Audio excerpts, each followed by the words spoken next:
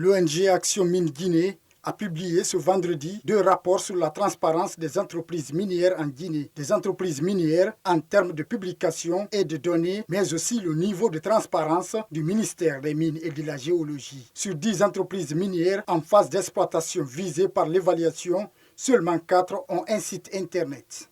De l'évaluation, au total, 10 entreprises minières en phase d'exploitation ont été visées par cette évaluation. À rappeler que l'un des critères fondamentaux était d'avoir un site internet ou une plateforme numérique de publication des données. La CDG, qui s'est classée première dans cette évaluation, a obtenu 67 points, soit 56%. Ensuite, GAC, qui a obtenu 61 points, soit 51%. Ensuite, Bel Air Mining, qui a obtenu 56 points, soit 47%.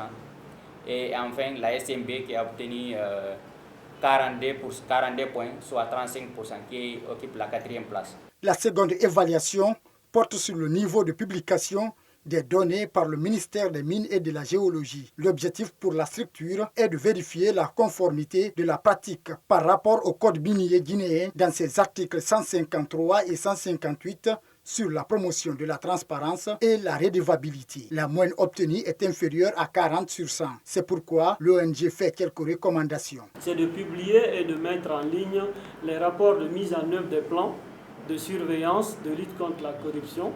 Et l'autre recommandation, c'est de mettre en ligne le rapport de mise en œuvre du programme de formation et de perfectionnement en matière d'emploi en lien avec le programme de guinéisation, comme le dit l'article 108 du Code minier.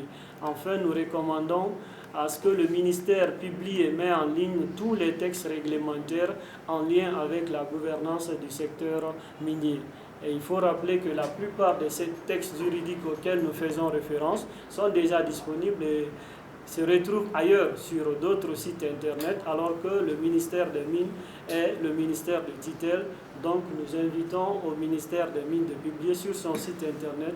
Les jours à venir, l'ONG Action Mines Guinée compte rencontrer les responsables des sociétés minières guinéennes afin de faire un plaidoyer sur la nécessité et l'importance de l'application des articles 153 et 158 du Code minier.